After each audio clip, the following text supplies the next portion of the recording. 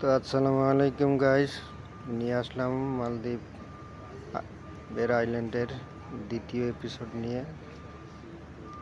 দেখতে পাচ্ছেন এটা একটা সরকারি ভবন।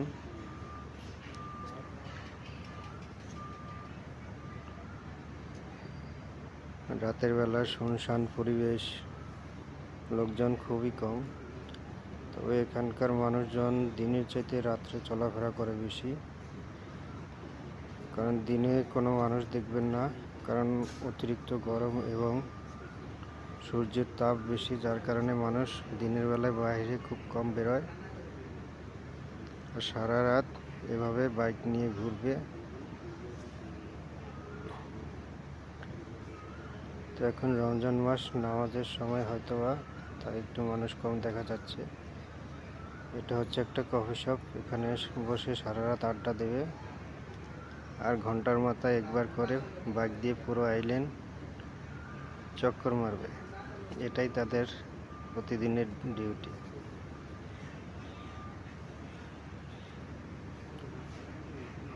তো আমরা রমজান মাসে প্রথম শপিং ট্রিপে আসছি। প্রত্যেক মাসেই 2-3 বার করে এভাবে নিয়ে আসা হয় আমাদের। তো দেখতেই পাচ্ছেন এটা হচ্ছে একটা খেলার মাঠ, বাচ্চাদের জন্য খেলার মাঠ এবং অনেক কিছুই আছে এটার ভিতরে। সামনে হচ্ছে বড়দের জন্য খেলার মাঠ, চারদিক দিয়ে ঘেরাও করা। আসলে তার পাশে আছে একটা স্কুল আছে, এটা হচ্ছে স্কুল ভবন এবং এই ভবনের পাশে হচ্ছে একটা মসজিদ। তো মালদ্বীপের ভিতরে মসজিদগুলো অনেক সুন্দর হয়, আর এটা হচ্ছে এই আইল্যান্ডের ভিতরে সবচাইতে বড় মসজিদ। তো এখন তারাবির নামাজ চলছে। তো আমরা কিন্তু রিসোর্ট থেকে নামাজ শেষ করে তারপরে আসছি। আমাদের একটা টাইম দেওয়া থাকে, সেই টাইম মোতাবেক আসতে হয়। মসজিদগুলো দেখতে আসলেই অসাধারণ, মিনারটা দেখতে তো অসাধারণ, লাইটের আলোতে আরো ফুটে উঠেছে।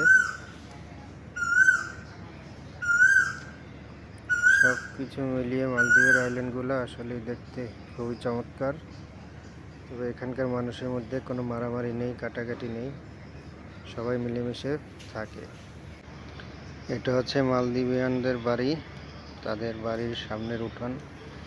তো তারা গাছগাছালি, নার্সারিগুলো খুব পছন্দ করে, তাই বাড়ির সামনে কিছু না কিছু গাছ লাগানো থাকবে।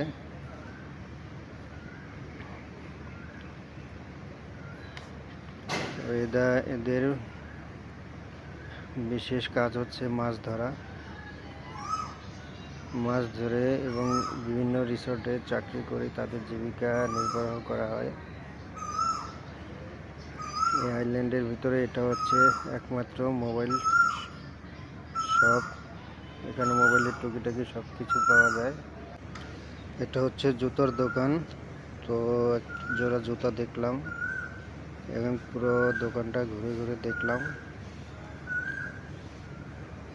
সব ধরনের জুতাই পাওয়া যায়, মহিলাদের, বাচ্চাদের, ছেলেদের সব ধরনের জুতা পাওয়া যায়। তো আমার ভিডিওটি ভালো লাগলে লাইক, কমেন্ট, শেয়ার করবেন এবং পেজটি ফলো করবেন।